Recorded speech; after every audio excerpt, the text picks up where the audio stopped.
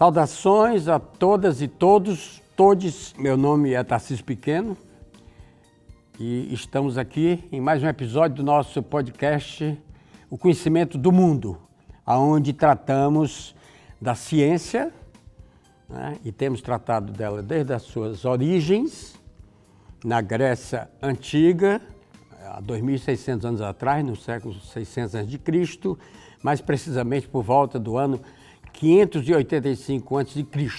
Então nós começamos das origens, desde a criação da ciência, que se deu nesse momento do tempo e nesse lugar do mundo, que era uma região da Grécia continental, da Grécia asiática, onde hoje é a Turquia, numa cidade chamada Mileto.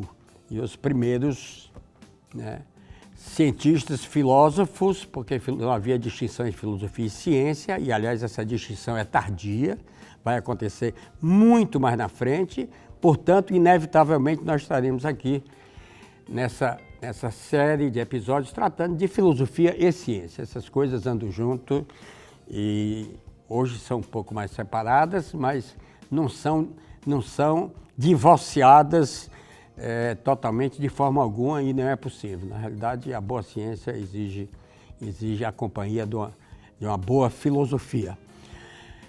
Bom, eu estou num momento de continuação, porque nós temos falado algumas coisas sobre as características da ciência que estava nascendo então, e já falamos de dois filósofos e cientistas, Tales, que teria sido o primeiro, e depois Anaximandro, que foi mais novo que ele, também de Mileto, então muito possivelmente seu discípulo, e já há uma divergência entre eles. Mas antes da divergência, só para relembrar, colocar aqui, apontar precisamente qual era o problema deles e apontar algumas características disso que estava nascendo e que veio a se transformar no que hoje a gente chama de ciência.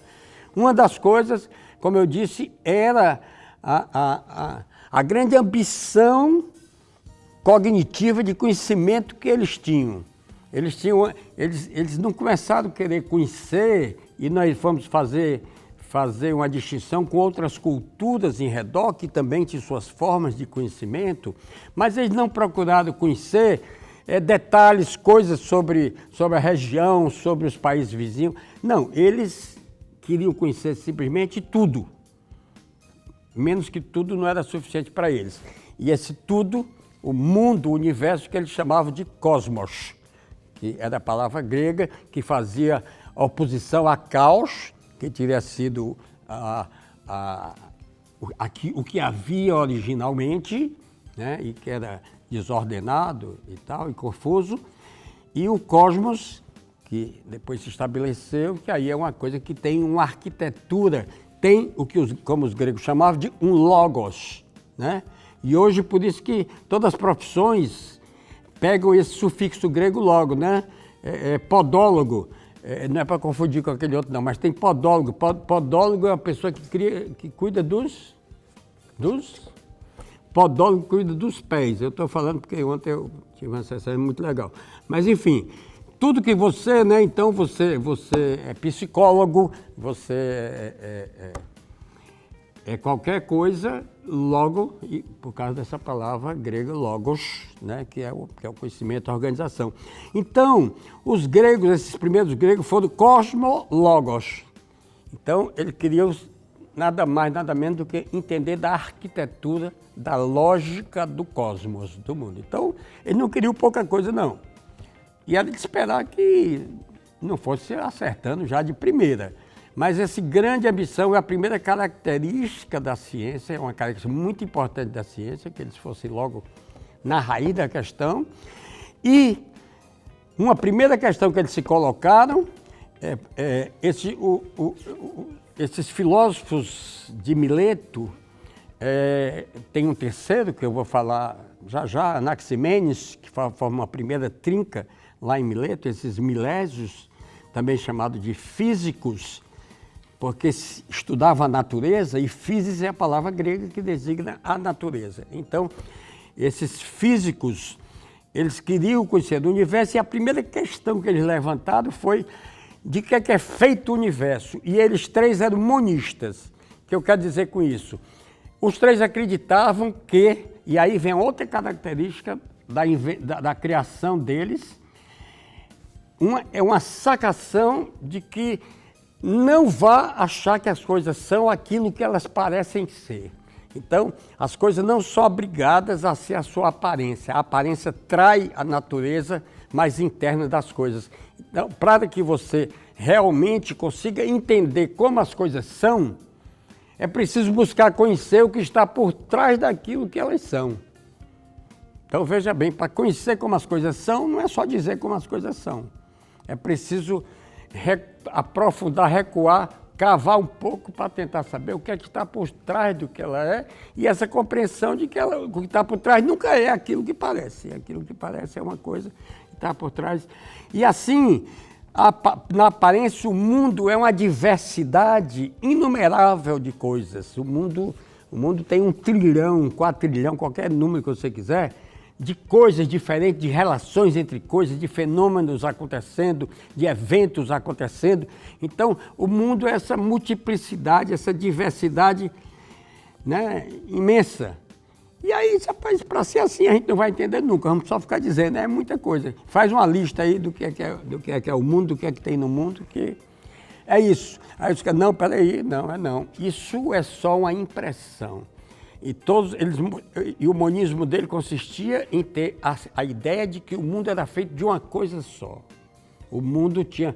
É interessante que hoje mesmo eu estava folheando um livro do Green, um escritor de divulgação científica, um cientista, né? E que se chama The Fabric of the Universe, The Fabric of the Cosmos, ou seja, o tecido do universo. E esse livro é um livro de 2020, de agora, né? De muito recente. E veja que o título do livro era o tema daqueles gregos lá de 2.600 anos atrás. Ele estava atrás de que é feito o universo. Qual é o tecido do universo? Qual é o material do universo? A isso ele chamava de arquê, mas quer dizer exatamente isso, o material de que é feito o universo, o tecido do universo. Ele chamava de arquê. E começaram a discordar, né? No momento que um abriu a boca, já começaram a discordar. O Tales achava que o arquê era água, que tudo era feito d'água e que os outros elementos, como o sólido, o gasoso, o ar, o fogo, eram variações, eram transformações que a água sofria, né? E os elementos eram muitas coisas. O Anaximandro era um cara muito sofisticado. Eu vou até pular ligeirinho para o Anaximenes, que veio depois de Anaximandro, porque o Anaximenes ele não tinha a mesma estatura intelectual do Anaximandro. Então ele é um pouco mais tolo. O Anaximandro dá uma volta atrás e diz que tudo é feito de ar. Tudo é feito de ar. E a Terra é sustentada, há uma corrente de ar muito grande que vem lá debaixo das profundezas, ninguém sabe de onde, para cima, ascendente, e que a Terra se mantém no espaço porque esse ar segura ela. E a gente não sente essa corrente toda, puxando a gente para cima, porque justamente onde está a Terra, né, ela para, ela faz um anteparo para aquele ar, né? Mas o ar é subindo todo o tempo e é esse ar que segura a Terra. Mas o Anaximandro era muito sofisticado. Então, para o Anaximandro, o elemento inicial, ele dizia, não pode ser nem o quente, nem o frio, nem o líquido, nem o sólido, nem o gasoso, nem o fogo, porque se fosse um desses elementos muito marcados com as suas propriedades, como é que iriam aparecer os outros? Como apareceriam os seus contrários, os seus opostos? Então, Anaximandro é muito sofisticado e ele diz, não, o que existia primordialmente não é nenhuma das coisas que a gente conhece. Era uma substância formada de uma combinação, de uma mistura íntima, extremamente fina, muito íntima desse elemento, que nem quando a gente mistura, por exemplo, leite com café, né? Tão íntima que não dá para separar. Tinha um amigo meu, mas ele mentia muito, que dizia que o gato dele, ele chamava de gato sutil, sempre estava café com leite e ele era capaz de beber o leite e deixar só o café. né? Mas isso, há controvérsias. O fato é que no Anaximandro não dava não, tudo era bem misturadinho, de tal forma que as coisas se cancelavam mutuamente. As propriedades do frio cancelavam as propriedades do quente, e as propriedades do líquido, a propriedade do sólido, assim por diante, de tal maneira que o que resultava era uma gosma do qual nada se percebia, você nem percebia nem no tato, nem no olhar, nem nada, e que ele chamava de aiperon, que quer dizer o infinito ou o ilimitado, sem limites, mas que para a ideia que ele queria, a tradução melhor seria o indefinido, uma coisa que é totalmente indefinida. Aí desse aiperon, por um rompimento do equilíbrio, da justiça, aparecia